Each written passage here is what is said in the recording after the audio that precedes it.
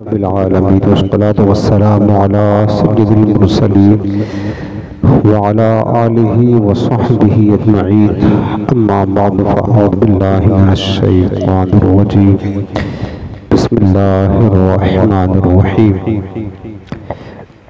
وقلنا يا آدم اسكن أنت وزوجك الجنة وكلا منها رغدا حيث شئتما ولا تقربا هذه الشجرة فتكونا من الظالمين آمنت بالله صدق الله العظيم اللهم رب اشرح لي صدري ويسر لي أمري واحلل عقدة من لساني يفقهوا قولي إن الله وملائكته يصلون على النبي يا أيها الذين آمنوا صلوا عليه وسلموا تسليما اللهم صل على سيدنا ومولانا محمد وعلى آله وصحبه وبارك وسلم نويت سنة الاعتكاف حاضرین محترم، قرآن عظیم کی تفسیر کا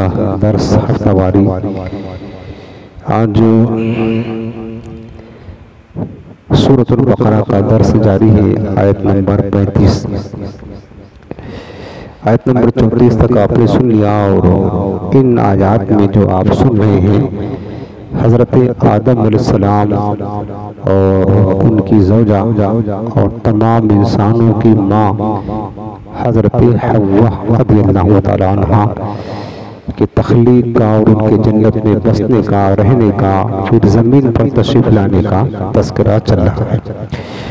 اللہ رب العالمین ارشاد فرمایا کہ وَقُلْنَا، اور ہم نے فرمایا یا آدم اسکن انتا، اے آدم تم ٹھہرو، وزوجکا، اور تمہاری زوجہ تمہاری بیوی ٹھہرو، الجنتا، جنت میں۔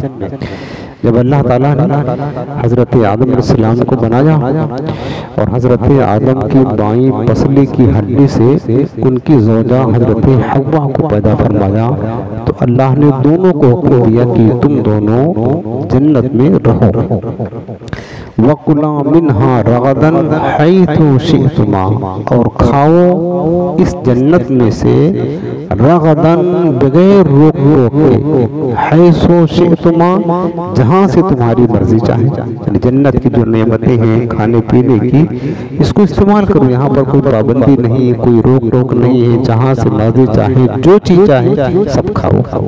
لیکن اللہ تعالیٰ نے آگے ایک قید لگا دی، فرمایا ہر چیز کھانے پینے کی اجازت ہے، جتنے طرح کے میوے، پھل، فروٹ، نعمتیں سب استعمال کرو، لیکن وَلَا تَقْرَبَا هَذِهِ الشَّجَرَةَ، فرمایا کہ یہ جو درخت ہے اس درخت کے قریب نہ جانا۔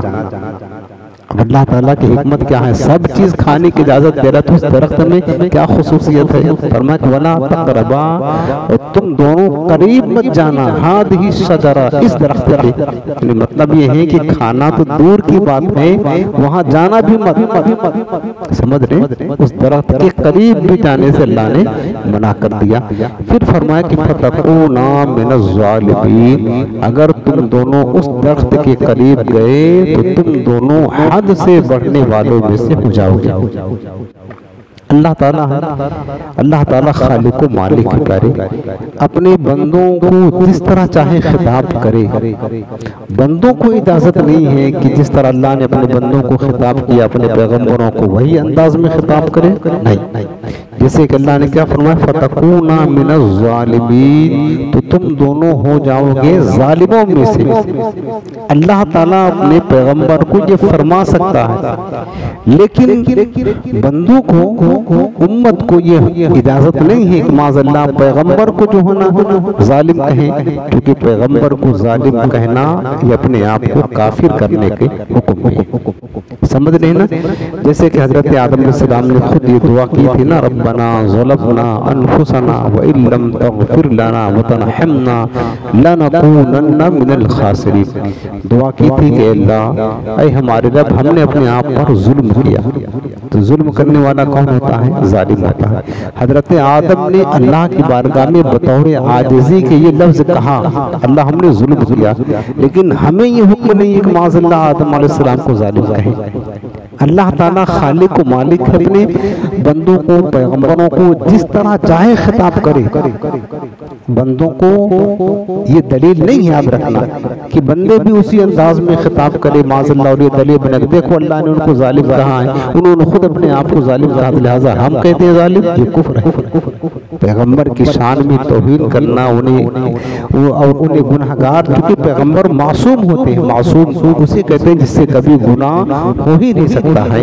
تو تلاوت کے علاوہ غیر تلاوت میں کسی بھی پیغمبر کو معاذ اللہ ظالم کہنا یا اس طرح ایسے الفاظ سے یاد کرنا جو ان کی شان کے خلاف ہو، ایسا بندوں کو ایسا کہنے کی اجازت ہرگز نہیں ہے۔ اور جو ایسا کرے گا پھر اس کا ایمان تباہ و برباد ہو جائے گا۔ یہ بات، یہ مسئلہ یہاں یاد رکھنا۔ اس کی ایک مثال دیکھیں آپ، جیسے کہ بادشاہ ہے، بادشاہ کے ماں باپ بادشاہ کو ڈانٹے اگر تو ان کو حق ہے، ڈانٹ سکتے ہیں، بیوقوف کہہ دیں، پاگل کہہ دیں، جو چاہیں کہہ سکتے، ڈانٹ سکتے ہیں۔ اب جمعدار بادشاہ کے ماں باپ بادشاہ کو ڈانٹ رہے ہیں، اور کیا کہتے ہیں جمعدار جو چوکیدار وہ سن رہا ہے، دیکھا کہ بادشاہ کو اس کے ماں باپ کس طرح ڈانٹ رہے ہیں، تو وہ بھی ڈانٹنا شروع کر دے گا بادشاہ کو، تو بتاؤ پھر اس کا انجام کیا ہوگا؟ اس کو تو اجازت نہیں ہے نا کہ چوکیداروں کو، نوکروں کو بھی اس طرح ایسے بات کرے بادشاہ سے جس طرح اس کے ماں باپ کرتے ہیں، تو ان کو تو اجازت نہیں ہے۔ اسی طرح پیغمبروں کا معاملہ ہے۔ اب دیکھیے اس آیت کریمہ میں جو آپ نے سنا، اللہ نے کیا فرمایا کہ آدم و حوا جنت میں رہو، جو مرضی چاہے کھاؤ، جہاں چاہے جاؤ، کسی چیز کی پابندی نہیں ہے۔ پابندی صرف ایک چیز کی ہے، وَلَا تَقْرَبَا هَٰذِهِ الشَّجَرَةَ، تم دونوں اس درخت کے قریب مت جانا۔ اب اس کی تفسیر جو ہے نا، تفسیر تبیان القرآن میں ابن جریر طبری کے حوالے سے لکھتے ہیں کہ حضرت ابن مسعود اور ابن عباس رضی اللہ عنہ اور کئی صحابہ کرام سے روایت ہے کہ جب اللہ تعالیٰ نے حضرت آدم سے فرمایا کہ اے آدم تم اور تمہاری بیوی جنت میں رہو، اور جنت میں جہاں سے چاہو خوب کھاؤ، اور اس درخت کے قریب نہ جانا ورنہ تم دونوں حد سے بڑھنے والوں میں سے ہو جاؤ گے، اس وقت ابلیس نے ان دونوں کے پاس جنت میں جانے کا ارادہ کیا۔ ابلیس نے چاہا کہ چونکہ اللہ تعالیٰ نے اس کو نکال دیا تھا، اس نے حضرت آدم کو سجدہ کرنے سے انکار کیا، پیچھے آپ نے تفسیر سنا، تو یہ ملعون ہو گیا۔ لیکن جنت میں آنے جانے پر اس طرح مطلب اس کو بالکل پابندی نہیں تھی، لیکن فرشتے اس کو جانے نہیں دے رہے تھے، جو جنت کے دربان تھے، محافظین فرشتے اس کو جانے نہیں دے رہے تھے ابلیس کو۔ اب وہ ابلیس نے جانے کا ارادہ کیا تو جنت کے محافظوں نے اسے جانے نہ دیا۔ تو اس وقت سانپ جو تھا اونٹ کی طرح ایک چوپایا تھا اور بہت خوبصورت جانور تھا سانپ، جنتی جو جنت کا سانپ تھا، تو لیکن اس طرح جس طرح آج سانپ ایسے نہیں تھا، بلکہ اونٹ کی طرح ایک جانور تھا، اور جیسے گھوڑا کیسے خوبصورت ہوتا ایسے ہی سانپ جو ہے نا، اس وقت جنتی جو سانپ تھا وہ خوبصورت تھا۔ تو ابلیس نے اس سانپ سے کہا کہ تو اپنے منہ میں رکھ کر مجھے لے کر کے جا جنت میں، تاکہ کسی کو پتہ نہ چلے۔ سانپ سے دوستی کر لی اس نے کہا ٹھیک ہے۔ پھر جو ہے نا وہ سانپ اس کو اپنے منہ میں رکھ کر کے جنت کے اندر لے گیا، اور محافظ جو فرشتے تھے انہیں پتہ ہی نہیں چلا۔ یہ سب اللہ کی حکمت ہے، یاد رکھنا میرے عزیزوں، اللہ تعالیٰ کی حکمتیں ہیں، اللہ تعالیٰ کے حکم کے مشیت کے خلاف کچھ ہو نہیں سکتا ہے، سمجھ رہے نا، یہ سب اللہ کی حکمت ہے۔ اب وہ فرشتوں کو جو محافظین فرشتے تھے انہیں پتہ ہی نہیں چلا ہے، وہ سمجھے کہ تو سانپ جا رہا، اور وہ اپنے منہ کے اندر چھپا کر کے ابلیس کو لے کر کے اندر گھس گئے جنت میں۔ اب جب جنت میں ابلیس پہنچا تو حضرت آدم کے پاس آیا اور کہنے لگا اے آدم میں تم کو ایسا درخت نہ بتاؤں کہ اگر تم اس میں سے کھا لو گے اس کے پھل میں سے تو فرشتوں کی طرح ہو جاؤ گے اور پھر تمہیں کبھی موت نہیں آئے گی ہمیشہ زندہ رہو گے۔ اس نے یہ کہا۔ اب دیکھو کیسے بہکار ہے ابلیس، کہتا حضرت آدم سے کہ ایک درخت ایسا ہے جنت میں اس کی خصوصیت یہ ہے کہ جو اس کو کھا لے گا اسے کبھی موت نہیں آئے گی ہمیشہ رہے گا اور جنت سے نکلے گا بھی نہیں۔ اس نے یہ بات کری اور بلکہ اللہ تعالیٰ نے قرآن عظیم میں فرمایا اگلے پارے میں کہ وَقَاسَمَهُمَا إِنِّي لَكُمَا لَمِنَ النَّاصِحِينَ۔ ابلیس نے حضرت آدم حوا کے سامنے قسم کھائی کہ خدا کی قسم میں تمہارا خیر خواہ ہوں، تمہیں بہترین مشورہ دے رہا ہوں، اس درخت سے کھا لو گے جو درخت اللہ نے پیدا کیا ہے تو پھر ہمیشہ جنت ہی میں رہو گے، اللہ کی نعمتوں میں رہو گے۔ قسم کھا کر کے کہا، جھوٹی قسم کھائی، سب سے پہلے ابلیس نے جنت کے اندر رہ کر کے جھوٹی قسم کھائی، سمجھ رہے؟ اب وہ حضرت آدم اور حوا نے جب یہ قسم کھائی تو اس کی بات پر یقین آ گیا کہ اللہ تعالیٰ کبھی سنا ہی نہیں تھا کہ اللہ کی کوئی جھوٹی قسم کھا سکتا۔ انہوں نے سوچا کہ اللہ تعالیٰ کے نام کی جھوٹی قسم کون کھا سکتا ہے، کس کی مجال ہے، لیکن اس نے کھائی تو اس کی بات پر یقین آ گیا۔ اب اس کے بعد کیا ہوا کہ حضرت آدم علیہ السلام نے تو انکار کیا، کہا نہیں میں نہیں کھاتا ہوں اس درخت سے پھل۔ تو اس نے کیا کہا کہ دلیل دیا کہ جو اللہ نے منع کیا تھا نا کہ اس درخت کے قریب مت جانا، تو قریب نہ جانا، میں لا کر کے دوں گا کھا لو۔ قریب جانے سے منع کیا، کھانے سے تھوڑی منع کیا ہے، کھا لو کھا لو۔ تو حضرت آدم نے پھر انکار کیا، کہا نہیں میرے رب نے منع کیا ہے، میں اس درخت کا پھل نہیں کھا سکتا۔ اب جب حضرت آدم نے منع کیا تو پھر کیا کیا کہ وہ گیا حضرت حوا کے پاس، حضرت حوا کہا کہ تم کھاؤ اس کو اور آدم کو کھلاؤ۔ حضرت حوا کے سامنے کچھ فضیلت بیان کیا ابلیس نے، اور وہ عورت تھی تو وہ جلدی سے مان گئی اور ان کو دیا لا کر کے پھل اسی درخت کا توڑ کر کے انہوں نے کھا لیا۔ جب انہوں نے کھا لیا تو کچھ ہوا نہیں، تو پھر اب وہ سمجھانے لگی ہمارے ابا جان کو کہ ابا حضور کو سمجھانے لگی کہ دیکھو میں نے یہ پھل کھایا بڑا اچھا ہے، اب ہم ساتھ میں رہیں گے، ہمیشہ جنت میں رہیں گے، لہٰذا آپ بھی اس کو کھا لیں۔ اب امی جان کے کہنے کے مطابق حضرت آدم علیہ السلام نے بھی وہ پھل کو کھا لیا، دونوں نے پھل کھا لیا۔ جب دونوں نے پھل کھا لیا تو پھر کیا ہوا کہ ان کے جسم پر جو سطر تھا چھپانے کی تیز تھی نا وہ کھل گیا، ان کا سطر ظاہر ہو گیا پہلی مرتبہ، اس سے پہلے کبھی ان کا سطر ظاہر نہیں ہوا تھا۔ اب وہ جب سطر کھل گیا تو حیا مانے ہوئی، تو وہ درخت کے جو جنت کے درخت تھے انجیر وغیرہ کے درخت کے پتے توڑ کر اپنے جسم پر چپکانے لگے تاکہ ہمارا سطر چھپ جائے۔ قرآن اس بات کا ذکر کیا ہے وَتَفِقَا يَخْصِفَانِ عَلَيْهِمَا مِنْ وَرَقِ الْجَنَّةِ، جب سطر کھل گیا پھل کھانے سے تو یہ دونوں جو ہے نا جنت کے پتے چپکانے لگے، سمجھ رہے؟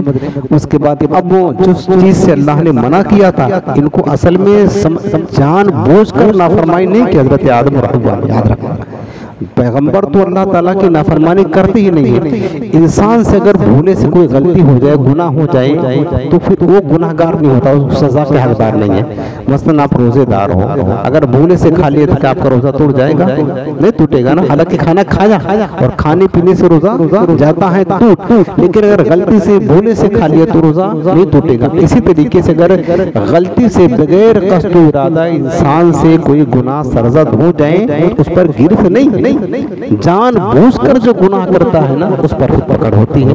حضرت آدم علیہ السلام حضرت حوا نے جو پھل کھایا اللہ نے منع کیا تھا، تو جانتے ہو ابلیس نے کیا کہا؟ قسم دی، میں خدا کی قسم کہتا ہوں کہ یہ پھل کھا لو تم دونوں ہمیشہ رہو گے۔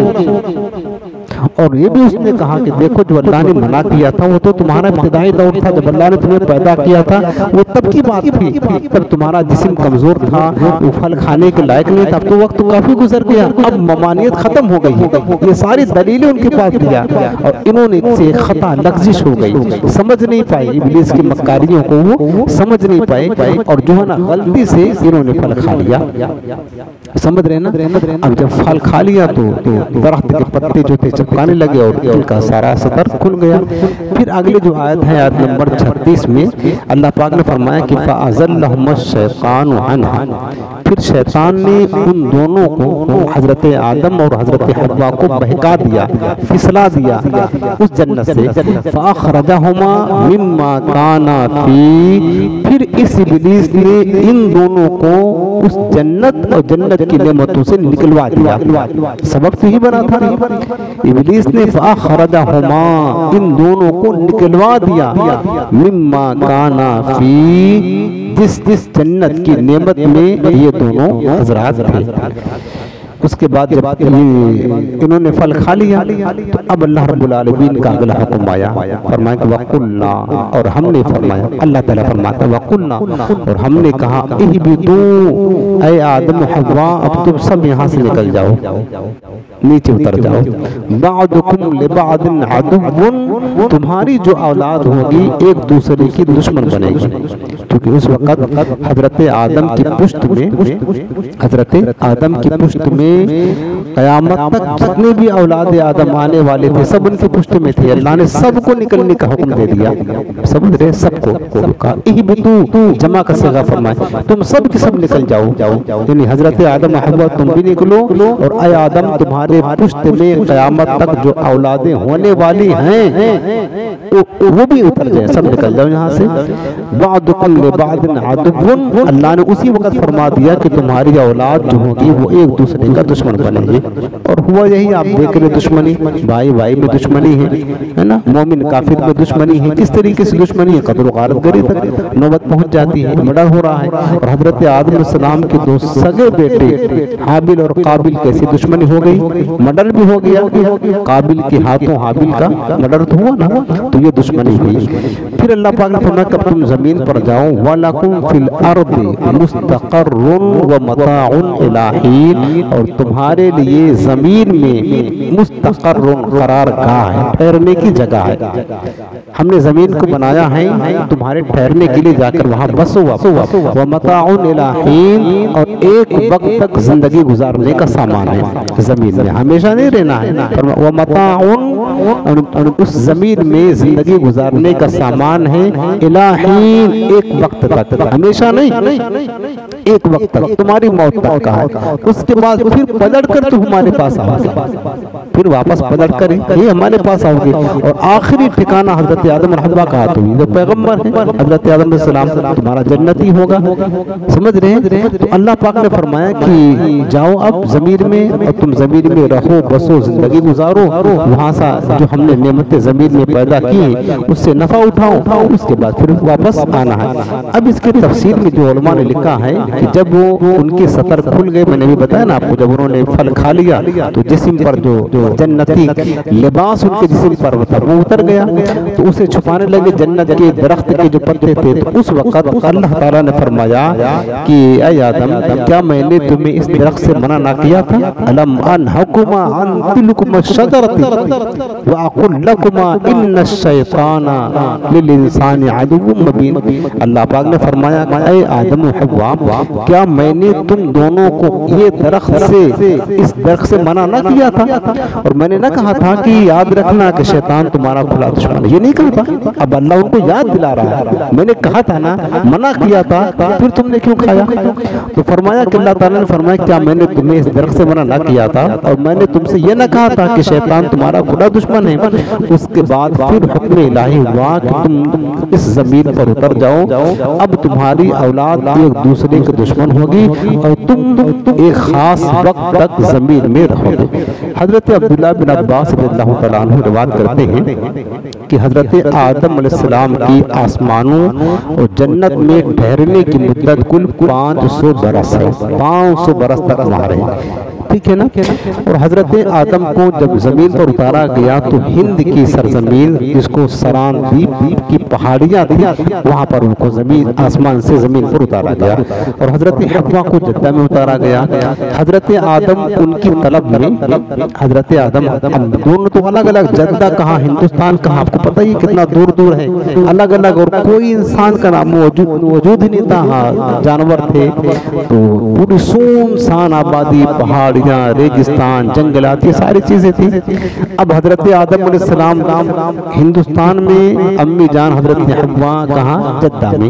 اب ایک دوسرے کو ڈھونڈ رہے ہیں کہ ہم کیا کہتے ہیں، وہ تلاش لے، وہ ان کو تلاش لے، وہ ان کو تلاش لے۔ تلاش کرتے کرتے میدان عرفات میں، یہ تفسیر عرض کرتا ہوں، جہاں پر حج ہوتا ہے، عرفات کے میدان میں دونوں کی ملاقات ہو گئی۔ وہ جو گئے ہیں دیکھنے کے لیے، جو جبل رحمت پہاڑ وہ ایک نشان بنا ہوا ہے، وہ ہمارے اماں ابا کی ملاقات کی یادگار ہے۔ اللہ تعالیٰ کو اپنے محبوبوں کی ملاقات کتنی پسند ہے، ان کی یادگار منانا اصل حج وہی ہے، یاد رکھنا۔ وہ کیا ہے؟ وہاں پر کوئی عبادت نہیں کرنا خصوصی طور پر، نماز جو روزانہ 5 وقت نہیں پڑھنا، خالی وہاں جانا ہے، بس کچھ نہیں کرنا۔ بندہ کچھ بھی نہ پڑھے، خالی وہاں جائے گا، وہ بھی حاجی بن کر آئے گا، وہ قدم رکھ دے گا ایک لمحہ جو وقت ہے اس کا عرفات کا، حاجی بن گیا۔ اتنی بڑی نعمت اس کو مل جائے گی۔ تو وہ کیا ہے؟ وہ جو جبل نور ہے، جبل رحمت ہے۔ حضرت آدم اس طرف سے چڑھے تلاشتے ہوئے، حضرت حوا اس طرف سے آئی، دونوں کی بیچ پہاڑی میں ملاقات ہو گئی۔ وہ جو نشان بنا ہوا آج بھی، اس کو کہتے ہیں عرفات۔ اس میدان کو، جس پہاڑی جبل رحمت جس میدان میں، عرفہ کا معنی پہچاننا، عرفہ کے معنی عربی میں پہچاننا ہوتا ہے۔ جب وہ دونوں ملے تھے، ایک دوسرے کو پہچانے، اب جنت سے جدائی ہوئی تھی، دنیا کر کے ملے، وہ صدیاں گزر گئی تھی، تو اس کے بعد وہی ایک دوسرے کو پہچانا۔ اس وجہ سے اس مقام کو، میدان کو میدان عرفات کہتے ہیں۔ تو وہ دونوں حضرت آدم حوا چونکہ وہاں ٹھہرے تھے، اللہ تعالیٰ کو یہ ادا پسند آئی، امت محمدیہ کے لیے حج قرار دے دیا، اور عرفات میں حجاج کا ٹھہرنا ہمارے ماں باپ حضرت آدم حوا کی ملاقات کی یادگار ہے۔ یہی ہمارا حج ہے، سمجھ رہے نا؟ تو اس کے بعد کیا ہوا کہ حضرت آدم علیہ السلام جب عرفات میں ملاقات ہوئی، تو حضرت آدم اور حضرت حوا جنت کی نعمتوں کے چلے جانے پر، اب ظاہر سی بات ہے، جنت کہاں اعلیٰ نعمتیں، یہ دنیا ویران جگہ یہاں پہنچ گئے، تو 200 برس تک روتے رہے دونوں، 200 برس تک، 40 دن تک تو نہ کچھ کھایا نہ پیا، اور حضرت آدم نے 100 سال تک حضرت حوا سے مقاربت بھی نہ کی، ان کی قربت بھی اختیار نہ۔ اس افسوس اور غم میں جو جنت کی نعمتیں ان سے چھٹ گئی ہیں۔ اب لیکن سب یاد رکھنا کہ اللہ تعالیٰ کی حکمت ہے، حکمت الہیہ کے تحت ہوتا ہے۔ یہ سب دیکھیں، ایک ہوتا ہے اللہ کی رضا، ایک ہوتا ہے اللہ کی مشیت، اللہ کا ارادہ، سمجھ رہے؟ اللہ کا ارادہ، اللہ کی رضا، اللہ کی مشیت ہوتی ہے۔ بندہ حضرت آدم علیہ السلام نے جو کھایا درخت کا پھل، اللہ نے حکم دیا تھا نہ کھانا، لیکن اللہ کا ارادہ تھا، کیونکہ اللہ کے ارادہ اور مشیت کے بغیر تو کوئی پتہ بھی نہیں ہل سکتا ہے۔ ارادہ تھا، اللہ کی رضا بھی یہ تھی کہ آدم کھائیں، کیونکہ اللہ نے پہلے فرما دیا تھا نا کہ ہم نے آدم کو زمین کی خلافت کے لیے پیدا کیا ہے۔ یہ پیچھے آپ نے درس میں سن لیا ہے، حضرت آدم تو بنے تھے زمین میں خلافت کے لیے، اب اللہ نے ان کو بھیجا جنت میں، تو جنت میں اصل میں بھیجا اس لیے ان کی، تاکہ وہ جنت میں رہ کر کے زمین پہ جا کر کس طریقے سے مطلب تربیت کرنا وہ سیکھ لیں، اس لیے ان کو بھیجا تھا۔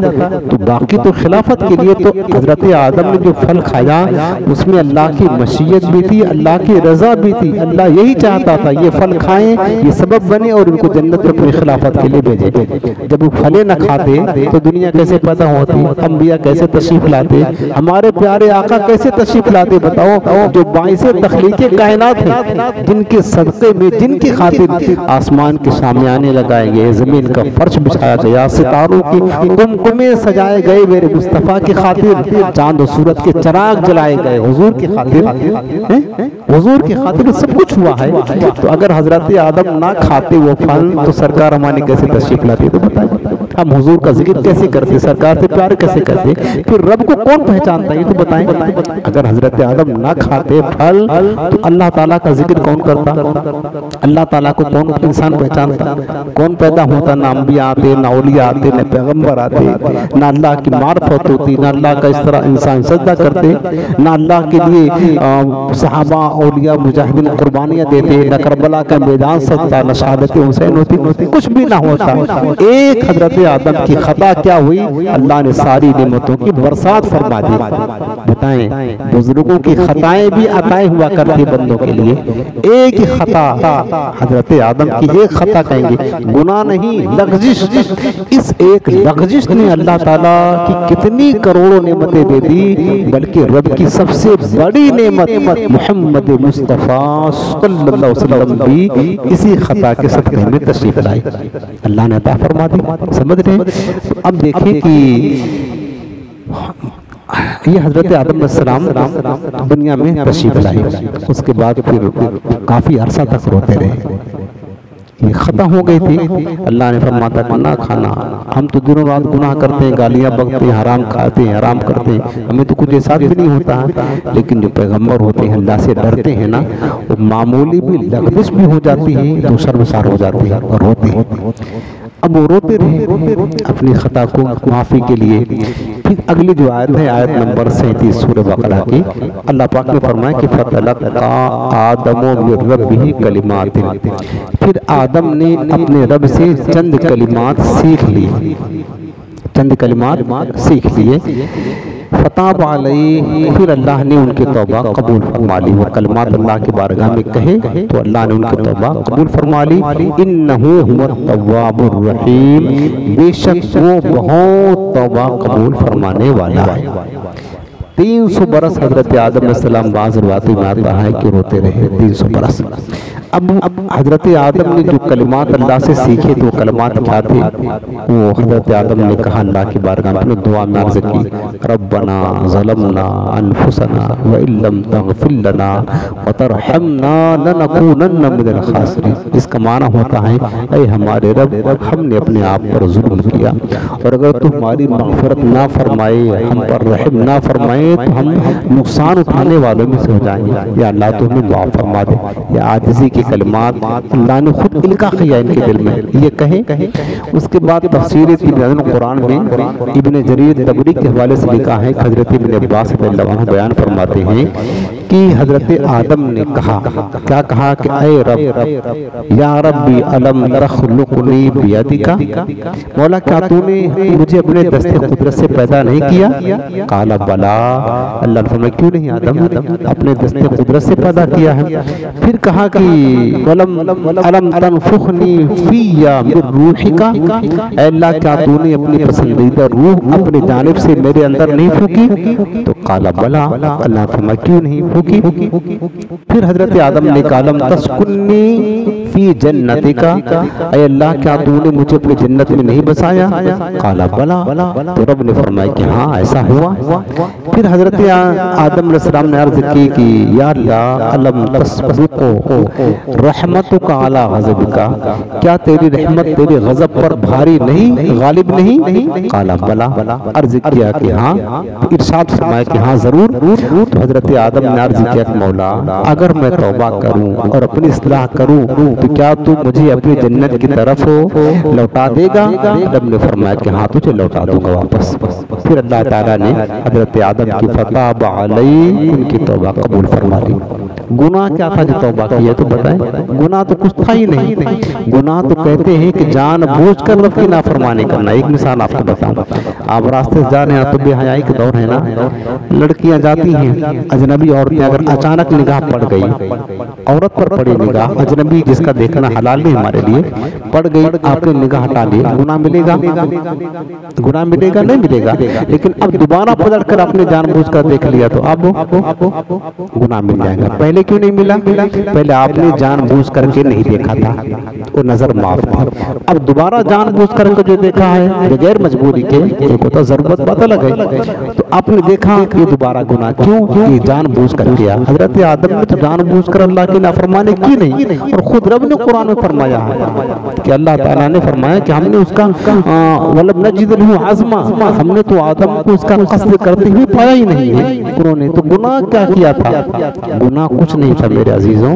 حضرت آدم گناہگار نہیں تھے. پیغمبر تو قبل نبوت اور بعد نبوت ہر طرح سے گناہوں سے معصوم ہوتے ہیں, لیکن خلاف اولا اگر ان سے کوئی کام چھوٹ جاتا ہے تو بھی پیغمبر اللہ تعالیٰ سے محبت بڑی کرتے ہیں, خوف بہت رکھتے ہیں, عاجزی کے طور پر اللہ کی بارگاہ میں وہ معافی مانگ رہے ہیں. جیسے کہ میرے آقا علیہ السلام فرماتے ہیں میں دن میں 100 مرتبہ استغفار کرتا ہوں معاذ اللہ. تو کیا یہ کوئی کہے گا کہ حضور معاذ اللہ بہت بڑے گنہگار تھے؟ نا, یہ ان کی عاجزی تھی کہ پیغمبر اپنے رب کی بارگاہ میں عاجزی انکساری کیا کرتے تھے. حضرت آدم علیہ السلام کی عاجزی تھی اللہ کی بارگاہ میں کہتے تھے, جو مطلب لغزش ہو گئی تھی, انجانے میں خطا ہو گئی تھی, اللہ کے حکم کے خلاف جو عمل ہو گیا تھا ان سے, اس کی معافی مانگ رہے تھے, اسی کو توبہ سے معافی کیا ہے. توبہ کے معنی رجوع کرنا ہوتا ہے, رجوع کرنا. یعنی حضرت آدم علیہ السلام نے اللہ کی طرف رجوع کیا, فتاب علیہ, تو اللہ نے اپنی رحمت کے ساتھ حضرت آدم کی طرف رجوع فرمایا. یہی ان کی توبہ ہے. اس کے بعد ان کی توبہ قبول ہو گئی. اب دوسری حدیث پاک میں اس مقام پر ایک ہمارے لیے ایک وسیلہ کی دلیل بھی ہے. آج بہت سارے منکرین ہیں نا جو توسل کا انکار کرتے ہیں, کہتے ہیں توسل, کہتے ہیں وسیلہ لینا, غیر اللہ کا وسیلہ لینا شرک ہے, یہ دعویٰ کرتے ہیں. آپ کو یہ حدیث میں اس لیے سنا رہا ہوں تاکہ آپ کو پتا ہو اور کسی گمراہوں کی گمراہ کرنے سے بہکے نہیں. یہ المستدرک للحاکم کی صحیح حدیث پاک ہے. حضرت عمر بن خطاب رضی اللہ عنہ سے روایت کرتے ہیں حضور نبی کریم اسلام نے فرمایا کہ جب حضرت آدم سے لغزش ہوئی, لما اقترف آدم الخطیۃ, اور عرصہ دراز تک گریہ وزاری کرتے رہے حضرت آدم علیہ السلام, تقریباً 300 برس.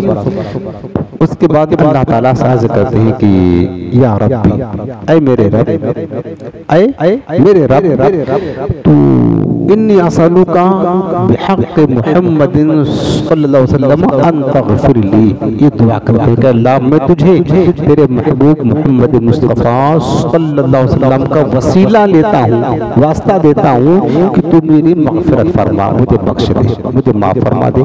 یہ دعا کی تو اللہ تعالیٰ نے فرمایا کہ اے آدم, اب تو نے جس کا نام لے لیا ہے تو میں تجھے معاف کر دوں گا, لیکن یہ تو بتا وَكَيْفَ عَرَفْتَ مُحَمَّدًا صلی اللہ علیہ وسلم, تو نے میرے محبوب کو کیسے پہچانا؟ حالانکہ اللہ سب جانتا ہے, یہ حدیث کے لفظ ہے وَكَيْفَ عَرَفْتَ مُحَمَّدًا, تو نے جس کا نام لے لیا ہے اب تو میں معاف کر دوں گا, لیکن یہ تو بتا کہ تو نے محمد صلی اللہ علیہ وسلم کو کیسے پہچانا؟ تو حضرت آدم نے کیا کہا, حالانکہ میں نے ابھی تو ان کو پیدا بھی نہیں کیا ہے. تو حضرت آدم عرض کرتے ہیں کہ مولا, لما خلقتنی بیدک ونفخت فی من روحک فرعیت رأسی فرفعت رأسی فرعیت علی قوائب العرش مکتوبا لا الہ الا اللہ محمد رسول اللہ صلی اللہ علیہ وسلم. حضرت آدم نے کہا کہ مولا جب تو نے مجھے پیدا کیا تھا اور پھر میرے اندر اپنی روح ڈالی تھی, پھر میں نے اپنی آنکھ کھول کر جب سر اٹھایا تو عرش کے پائے پر یہ لکھا ہوا دیکھا تھا لا الہ الا اللہ محمد رسول اللہ. اسی وقت میں نے جان لیا کہ میرے مالک جس مقدس ہستی کا نام تو نے اپنے نام کے ساتھ ملا کر لکھا ہے, دیکھو لا الہ الا اللہ, آخری حرف کون سا ہے, لفظ کون سا ہے, اللہ ہے. اس کے بعد فوراً محمد صلی اللہ علیہ وسلم, اللہ اور حضور کے نام محمد کے درمیان ایک نقطہ بھی نہیں ہے بیچ میں, نہ کوئی حرف ہے, نہ کوئی حرکت ہے, نہ کوئی نقطہ ہے. اتنا اللہ نے ملا دیا اپنے حبیب کے نام کو اپنے نام کے ساتھ. سمجھ رہے نا آپ, دیکھیں, اور یہ ہم نے نہیں ملایا ہے, اللہ نے ملا دیا ہے اپنے نام کے ساتھ اپنے حبیب کے نام کو کس طرح ملا کر رکھا ہے کہ اللہ نے ایک نقطہ بیچ میں رہے میرے اور میرے محبوب کے نام کے درمیان, اس کا بھی گوارا نہیں کیا, سب ہٹا دیا لا الہ الا اللہ. جیسے بندہ اللہ کا نام لے فوراً اس کا نام اللہ کے نام کے بعد محمد مصطفیٰ صلی اللہ علیہ وسلم کا نام آ جائے. تو حضرت آدم نے عرض کیا کہ مالک, اسی وقت میں سمجھ گیا تھا کہ جب تو نے اپنے حبیب کا نام اپنے نام کے ساتھ متصل کر کے لکھا ہے تو میں سمجھ گیا کہ تیری بارگاہ میں تمام مخلوق سے زیادہ پسندیدہ ہیں. تو میں نے سوچا کہ لاؤ پھر انہیں کو دعائی دیتے ہیں. کوئی دیکھے تو ذرا ان کی دعائی دے کر, کوئی دیکھے تو ذرا ان کی دعائی دے کر, عشق صادق ہو تو پتھر بھی پگھل جاتے ہیں. سمجھ لیں. اب حضرت آدم علیہ السلام نے عرض کیا کہ مولا میں سمجھ گیا کہ وہ محبوب تیرے جن کا نام تو نے اپنے نام کے ساتھ ملا کر لکھا ہے سب سے مقبول ہے، سب سے محبوب ہے، یا اللہ انہی کے وسیلے سے تو میری دعا قبول فرما لے۔ اللہ تعالیٰ نے فرمایا کہ آدم جا، میں نے تجھے معاف کر دیا، فقد غفرت لک، میں نے تجھے معاف کر دیا، لیکن یاد رکھنا آدم ولولا محمد ما خلقتک وما غفرتک، یہ حدیث میں ہے اگر میرے مصطفیٰ نہ ہوتے تو نہ میں تیری مغفرت کرتا اور نہ تجھے پیدا کرتا۔ یہ اللہ نے فرمایا اگر یہ نہ ہوتے جن کا نام تو نے دیکھا ہے عرش پر، اگر ان کو پیدا نہ کرتا تو پھر تجھے بھی نہ پیدا کرتا نہ کائنات کی کوئی شے بناتا۔ ولولا ما خلقت الدنیا، یہ حدیث ہے، بالکل حدیث قدسی ہے، اللہ نے فرمایا ولولا لما اظہرت ربوبیہ، اللہ نے فرمایا کہ میرے حبیب اگر تجھے نہ پیدا کرنا مقصود ہوتا تو میں اپنے رب ہونے کا اعلان بھی نہ کرتا کہ میں رب ہوں۔ اس لیے ہم کہتے ہیں نا کہ وہ جو نہ تھے تو کچھ نہ تھا، وہ جو نہ ہو تو کچھ نہ ہو، نام جان ہے وہ جہان کی جان ہے تو ہے انہی کے دم قدم سے باغ عالم میں بہار، وہ نہ تھا عالم، وہ نہ تھے عالم نہ تھا، اگر وہ نہ ہو تو عالم بھی نہ ہو، کچھ بھی نہ ہو۔ اب حضرت آدم نے جب حضور کا نام اقدس لے کر کے دعا کی تو پھر کیا ہوا؟ اللہ نے فوراً فرمایا فقد غفرت لک، جا آدم میں نے تیری توبہ بھی قبول فرما لی، وقت تقبلت توبتک، تیری توبہ بھی قبول کر لی اور تجھے معاف کر دیا۔ نام لیتے ہی تیرا کھل گیا باب رحمت، اب میں سمجھا کہ دعاؤں میں وسیلہ کیا ہے، یہ حضور کا نام ہے نا، اب میں سمجھا کہ دعاؤں میں وسیلہ کیا ہے۔ کوئی دیکھے تو ذرا ان کی دعائی دے کر، کوئی دیکھے تو ذرا ان کی دعائی دے کر، عشق صادق ہو تو پتھر بھی پگھل جاتے، جب کرم ہوتا ہے حالات بدل جاتے ہیں۔ یہ حضور کے نام اقدس کی برکت ہے حضرت آدم کے وسیلے سے۔ بلکہ تفسیر روح البیان میں لکھا ہوا ہے کہ شہر بن حوشب فرماتے ہیں کہ مجھے ایک روایت ملی ہے کہ جب حضرت آدم علیہ السلام زمین پر اترے، تشریف لائے، تو اللہ تعالیٰ کی حیا سے 300 سال تک اوپر سر نہیں اٹھایا، شرمندگی کی وجہ سے 300 برس تک کا، اور اگر تمام اتنا روتے رہے 300 برس تک، فرماتے اگر تمام زمین کے آنسو جمع کیے جائیں تو حضرت داؤد علیہ السلام کے آنسو کا مقابلہ نہیں کر سکتے، اور حضرت داؤد اور تمام روئے زمین کے آنسو ملا کر بھی حضرت آدم کے آنسو کے سامنے کچھ بھی نہیں ہے، دریا بہا دیے ہیں رو رو کر کے، دریا بہا دیے ہیں۔ اب یہاں پر ہمیں کیا پتا چلا کہ حضرت آدم علیہ السلام کہ توبہ قبول ہوئی، ان کی معافی ہوئی 300 برس کے بعد، تو کیا برکتیں ملی؟ کس وجہ سے؟ انہوں نے حضور کا نام کا وسیلہ لیا۔ اللہم انی اسألک بحق محمد ان تغفر لی، یہ لفظ حدیث میں جامع مستدرک للحاکم کی حدیث پاک میں، تو ان کا نام لیا، تو نام کے وسیلے سے اللہ نے ان کی دعائیں قبول کر لی نا۔ یہ جو کسی شاعر نے کہا نا غم سبھی راحت و تسکین میں ڈھل جاتے ہیں، جب کرم ہوتا ہے حالات بدل جاتے ہیں، نام محمد کا وظیفہ ہے، ہر ایک غم کا علاج، لاکھ خطرے ہوں اسی نام سے ٹل جاتے ہیں۔ یہ حضور کے نام اقدس کی برکت ہے۔ بلکہ وقت تو کافی ہو گیا، لیکن میں سوچ رہا ہوں کہ آیت کا تعلق انہی سے ہے، یہ میں آیت جلدی آپ کو سنا کر کے بات ختم کر دیتا ہوں، چونکہ اس کا تعلق بھی اسی سے ہے۔ اگلی جو آیت ہے آیت نمبر 38 ہے، حضرت آدم علیہ السلام کا یہ واقعہ آپ نے سنا، پھر اللہ تعالیٰ نے فرمایا کہ قُلْنَا، ہم نے فرمایا، آیت کا ترجمہ سنو، اِهْبِطُوا مِنْهَا جَمِيعًا، تم سب کے سب یہاں سے نکل جاؤ جنت سے، یعنی حضرت آدم، حوا اور حضرت آدم کی پشت میں جو اولاد تھی، اللہ نے سب کو فرمایا کہ تم نکل جاؤ یہاں سے۔ فَإِمَّا يَأْتِيَنَّكُم مِّنِّي هُدًى، بس اگر تمہارے پاس میری طرف سے کوئی ہدایت آئے، فَمَن تَبِعَ هُدَايَ، جو میری ہدایت کی پیروی کرے گا، فَلَا خَوْفٌ عَلَيْهِمْ وَلَا هُمْ يَحْزَنُونَ، تو پھر نہ انہیں کوئی خوف ہوگا اور نہ انہیں کوئی غم ہوگا۔ تفسیر عزیز میں شیخ عبدالعزیز محدث دہلوی رحمۃ اللہ تعالیٰ علیہ لکھتے ہیں، حضرت ابو ہریرہ سے ایک روایت لکھتے ہیں، حضور نبی کریم صلی اللہ علیہ وسلم نے فرمایا کہ جب حضرت آدم علیہ السلام بہشت سے زمین پر تشریف لائے تو آپ کو وحشت ہوئی، یعنی گھبراہٹ ہوئی، کیونکہ اب یہ جنت کی اعلیٰ نعمتیں چھوڑ کر وہاں فرشتوں کی آبادیاں، طرح طرح کی نعمتیں ہیں، اس ویرانے میں بندہ اگر آ جائے تو کیا ہوگا؟ یہاں پر کچھ نہیں، ہر طرف جانور اور پرندے اور ان کی چیخ پکار سننے کا انسان تو کوئی ہے نہیں۔ ان کو ایک گھبراہٹ محسوس ہوئی، وحشت ہوئی کہ ایک اندھیرا چھایا، جب جنت میں کبھی اندھیرا دیکھا ہی نہیں تھا انہوں نے، اندھیرا چھا گیا، رات ہو گئی تو ایک انسان کی جو فطرت ہوتی ہے نا اس کے مطابق وحشت ہوئی۔ تو حضرت جبریل کو اللہ نے بھیجا کہ جبریل جاؤ، میرا آدم گیا ہے، وہ تنہا ہے، اس کی وحشت کو دور کرو۔ اب حضرت آدم علیہ السلام جب آئے، حضرت جبریل السلام آئے تو آ کر کے کیا کیا؟ انہوں نے بلند آواز سے آذان دینا شروع کی۔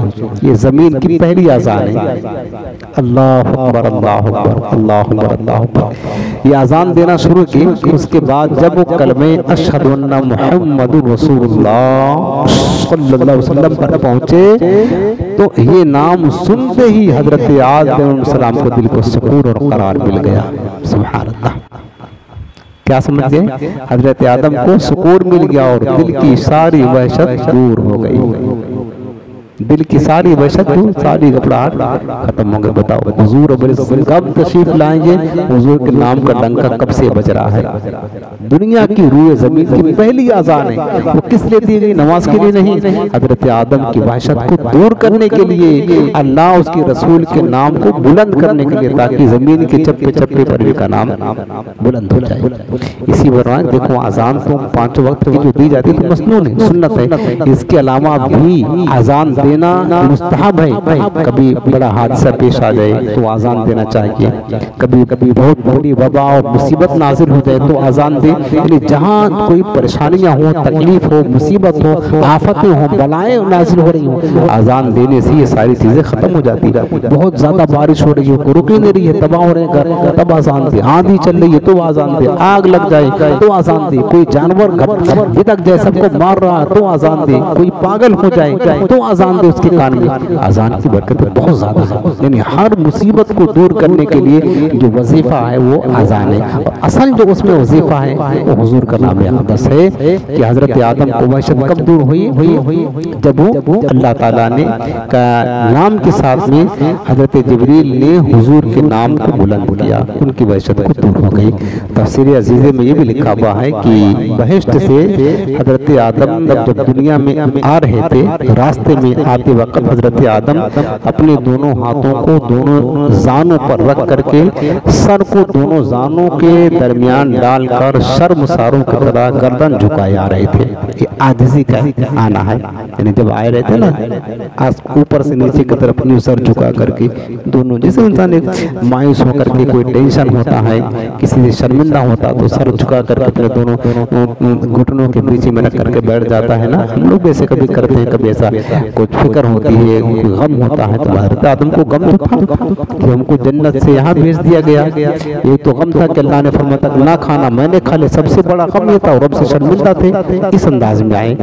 ابلیس کیسا ہے؟ تو شیطان دونوں ہاتھوں کی انگلیوں کے درمیان پنجہ کیے اور انہیں اپنے کمر پر یوں ہاتھ رکھ کر کے اکڑ کر کے یوں دیکھتا ہوا آ رہا تھا آسمان سے زمین کی طرف، یعنی اس وقت بھی اکڑ کر کے آ رہا تھا۔ جو کمر پر ہاتھ رکھنا مکروہ ہے اور یہ جہنمیوں کی راحت بتایا گیا ہے، کمر پر ہاتھ رکھنا یہ شیطانی طریقہ، انسانی طریقہ نہیں ہے، اور نماز کے اندر تو مکروہ ہے۔ اور ایسے بھی شریعت میں پسندیدہ کام، سے بعض لوگ تھک جاتے ہیں یوں کھڑے ہو کر کے سستانے لگتے ہیں نا، تو کمر پر ہاتھ نہیں رکھنا چاہیے، گناہ نہیں ہے اسے رکھنا، نماز میں تو مکروہ ہے، لیکن یہ بتایا گیا کہ یہ جہنمیوں کی راحت ہے، یعنی جہنمیوں کا طریقہ ہے۔ اور ابلیس یوں کمر پر ہاتھ رکھ کر کے یوں تکبرانہ انداز میں آسمان سے زمین میں پھینکا گیا تھا، تو یہ طریقہ مسلمانوں کو بہرحال نہیں کرنا چاہیے۔ بلکہ تفسیر عزیزی میں حدیث پاک کی بھی لکھی شعب الایمان کے حوالے سے حضرت ابن عباس فرماتے ہیں کہ حضرت آدم علیہ السلام نے سرزمین ہند سے 40 حج پیدل ادا فرمائے، سب سے پہلے حج بھی حضرت آدم نے کیا ہے، اور ایک دو نہیں، ہندوستان سے پیدل چل کر کے جاتے تھے کعبہ معظمہ۔ کتنا محبت ہے ایسے بتاؤ، کاش ہمیں بھی نصیب ہوتا ہے ہمارے ابا جان کی سنت پر بار بار نصیب ہو جائے۔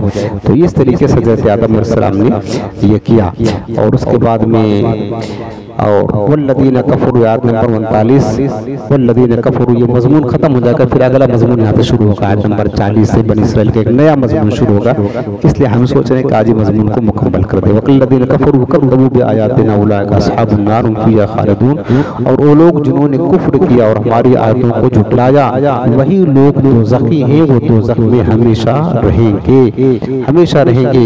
یعنی ہدایت الہی کے پیروکاروں کے لیے بشارت ہے کہ انہیں نہ تو قیامت کی بڑی گھبراہٹ کا خوف ہوگا اور نہ غمگین ہوں گے، بلکہ بے خوف جنت میں داخل ہوں گے، لیکن جو نافرمان ہیں ان کے لیے سخت وعید ہے کہ انہیں دوزخ میں رکھا جائے گا۔ اور ایک آخری بات عرض کر دیتا ہوں، یہ آپ کو بہت کام آئے گا۔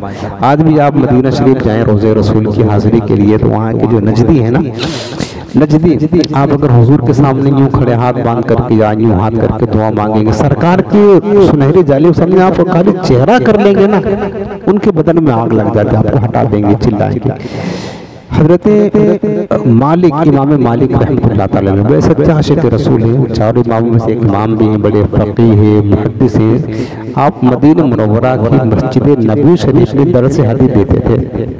حضرت امام مالک، آج کی بات میں بہت پرانی بات کرتا ہوں، تو اس دور کا جو خلیفہ تھا، خلیفہ ابو جعفر منصور نام تھا اس کا غالباً، تو وہ آیا حضور کی بارگاہ میں حاضری کے لیے، سلام عرض کرنے کے لیے۔ تو اس نے پوچھا کہ اے امام مالک، یہ بتاؤ کہ ہم حضور کی بارگاہ میں آئے ہیں، اب ہم دعا ان کی طرف رخ کر کے مانگیں یا کعبہ کی طرف رخ کر کے مانگیں؟ کیونکہ حضور السلام کا جو سنہری جالی ہے، اگر آپ ادھر رخ کریں گے تو کعبہ بالکل آپ کی پیٹھ کے پیچھے آئے گا، اپوزٹ ہے بالکل، ادھر کعبہ ہے، ادھر سرکار کا سنہری جالی ہے، بیچ میں آپ کھڑے ہو کر کے اگر حضور کی طرف رخ کرتے ہیں تو کعبہ آپ کی پیٹھ کی طرف، نجدی چاہتے ہیں کہ حضور کی طرف پھر کر کے کعبہ کی طرف منہ پھوڑ دیتے ہیں آپ کو، تاکہ حضور کی طرف پشت ہو جائے۔ تو اس خلیفہ نے پوچھا ابو جعفر منصور نے کہ امام مالک بتاؤ کہ ہم حضور کی بارگاہ میں آئیں، دعا مانگنا ہے، تو پھر دعا کدھر؟ ادھر کعبہ ہے، ادھر حضور السلام کے کعبے کی کعبہ ہے، ہم اپنی زبان میں یوں کہہ لیں، تو کدھر مانگے؟ حضرت امام مالک جو ہے نا فرمانے لگے کہ اے ابو جعفر، تیری کوئی مجال ہے کہ تو میرے نبی کی طرف پشت کرے، تو میرے نبی کی طرف پشت کر کے دعا مانگے گئی، تیری مجال ہے؟ جبکہ حضرت آدم علیہ السلام تیرے باپ، ہمارے باپ، سب انسانوں کے باپ ہیں، یہ تو وہ ہستی ہیں جو ان کا بھی وسیلہ ہے، انہوں نے جب ان کا نام لیا تھا تو ان کی دعا قبول ہوئی تھی، توبہ قبول ہوئی تھی، اور تو یہ کیا کرنا چاہتا ہے کہ ان کی طرف پشت کرے؟ ہرگز نہیں، بلکہ انہی کی طرف رخ کر کے تو دعا مانگے گا۔ یہ ان کا عاشقوں کا عقیدہ تھا۔ اللہ تعالیٰ بس ہمیں حضور کی سچی محبت نصیب فرمائے، آمین بجاہ النبی الکریم برحمتہ یا ارحم الراحمین۔